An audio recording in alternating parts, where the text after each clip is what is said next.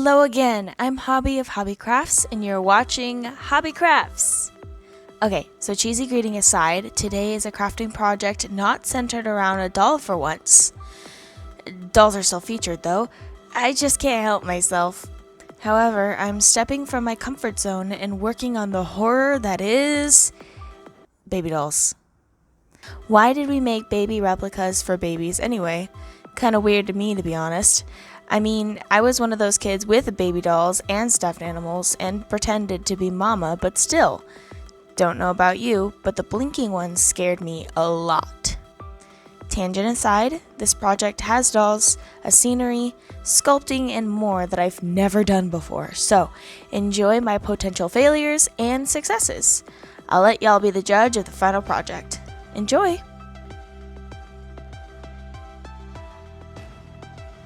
It all started when my friend, I'll call her Nugget because I didn't ask permission to say her real name, took me on a shopping adventure. Are you all familiar with dumpster diving?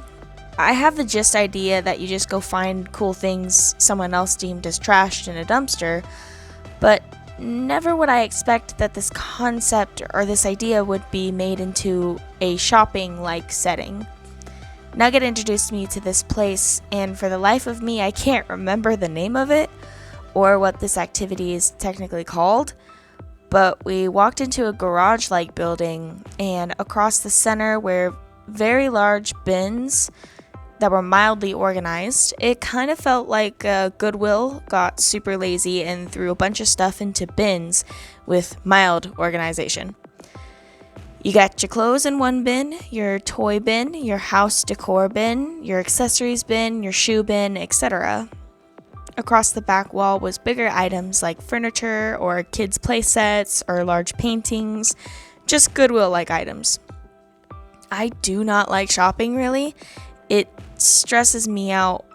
But this place wasn't busy, it was spacious, and the prices were more based on the weight of items versus the item itself. I found so many things that sparked my creativity and even a cute little foldable box to keep it all in. This piece I'm making now is actually made from some things that I got that day. Nugget, thank you if you're watching for the experience. The box thing I'm painting, I'm assuming was a jewelry box of some sort. It folded together and had this lid top that made it stay together and look like a fabric present shape.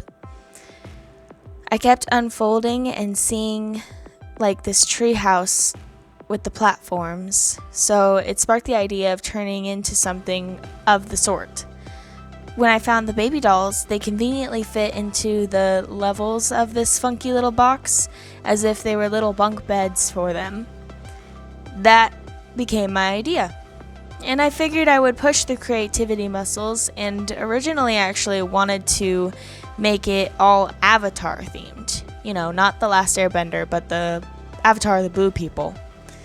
This kind of idea died it died pretty quickly due to the time that I was planning this project. My daytime job kind of ruined it from the excitement for me. I work in a movie theater for my daytime job, and Avatar the Way of Water, that release was so busy, so crazy, that it made me feel very overwhelmed.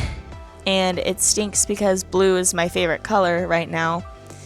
But the movie's good, no hate to the film itself, but I was not as excited for that idea halfway through making the nature nest, as I'm now going to call it.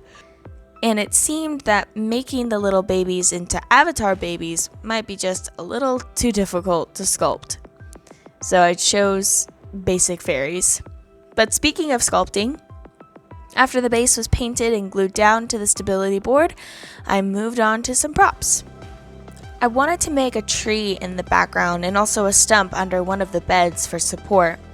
So with the lid of the jewelry box, I figured I could make that the top of the tree, and then I'll make a trunk from clay. Now I have some sculpting experience. I took some ceramic classes in high school, so I know that I had the gist of what to do, but it still was quite the challenge, and it was only the beginning. It's been a few years, but using cosplay for the first time was a humbling experience. If you have ever used cosplay or clay in general, or plan to use some, let me tell you, if you start with soft, easy, moldable cosplay. I was working with medium firmness and was struggling. My hand hurt so bad. I was wishing for a pasta roller like crazy to help me knead this shit out. But afterwards, I was satisfied and thankful that I had tried, and I actually felt more confident that the next sculpting bit I was gonna do was gonna be a breeze. Yeah, it wasn't. I wanted the babies to be in a specific position. I wanted to make them sleepy, cute fairy babies in their moss beds, so I tore them apart and started playing with the positions and how I could achieve those positions using epoxy sculpt and foil. I really should have had jewelry wire to be more functional armature than the foil and hot glue that I tried, but you gotta make do what you have on hand, and I also spent all my money on moss. Fake moss is so expensive. Thanks, Amazon. And this was the time that doubt had set in, but also more nightmares. The sheer levels of art weirdness. Sometimes things get real weird before they get pretty. This took so long to figure out, and I almost gave up like twice. Baby anatomy is kind of hard to comprehend when you avoid babies at all costs at all times, like I do. I felt weird looking up references, and so I improvised. That was really lazy and silly of me, because as KaypeaCreations has taught me, references, people, references. I promise to use references in the future, no matter how weird they might be. I solemnly swear. But in the meantime, feel free to tease the hell out of me and my not understanding on how big a baby booty should actually be, and how I accidentally gave this fella a dump truck. Anyways, sculpting with epoxy sculpt wasn't truly any easier than clay. It hardens in a few hours, so you gotta work quicker than I did. Once it's solid after a night of drying, we went ahead and sand it and we move on. So I did some more work on the nature nest while waiting for the babies to dry. It was a nice day off and it wasn't too cold for once, so I used the advantage for taking the whole piece in and out of my house so I can use spray adhesive to keep all the moss on.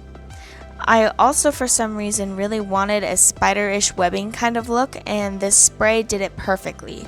Sorry if you can't see it too well. And I also didn't take the camera outside purely because I didn't want to fight with taking it in and out of the tripod that I use. Back to the baby painting. Once the babies were sanded the best I could, I painted them with a flat white to try to blend the epoxy with the flesh to look like one solid silhouette before then going in with giving them skin tone. I chose a chocolatey brown skin tone because I wanted them to pop from the nest but not necessarily stand out. I could have gone with red or pink or blue or green. When you look at them from afar, they would blend into the nature as I imagine a fairy would keep themselves safe. But once the painting was solid, I noticed lots of flaws and took note that in the future I should take much more time in my sanding than I did this time.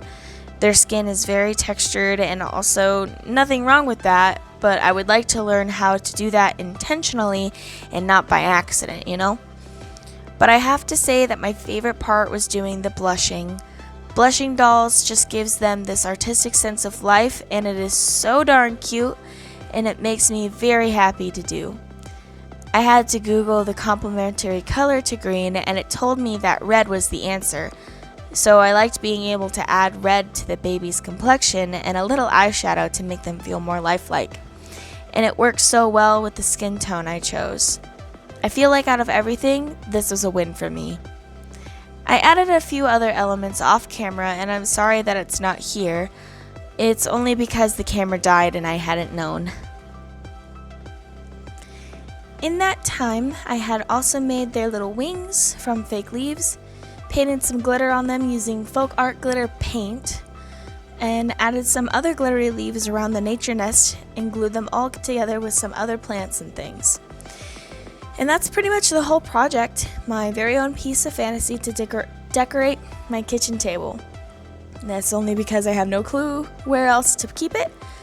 I hope you guys like it, and I feel like I rushed just a little, and it does show in some places, but again, without practice, you don't get any better, and I'm happy with it regardless.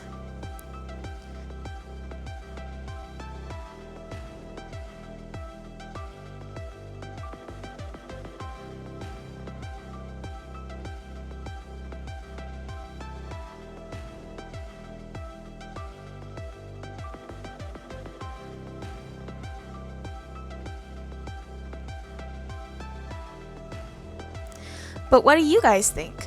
Would you have done something like this with the same kind of materials? Also, have you guys ever been to the place that I described earlier in the video? The Goodwill bin, storage store? What is it called? Anyways, my fellow hobbyists and artists, I want you to have a beautiful day today. Subscribe if you enjoyed this, and how about making something today? Have some fun. TTFN. Hey guys, so I also wanted to add a quick apology if the audio quality is not up to par. I'm still learning how to use my audio setup. Right now, the only way I'm recording audio is through a special pair of headphones my dad lent me, a microphone that attaches, and then using voice recorder on my cell phone. So if there's anything you guys recommend, I heard Audacity is really good, but I'm a little nervous, so I'd love some input on that as well if any of you guys are familiar. Or if you have any other tips or tricks, feel free to leave them in the comments below.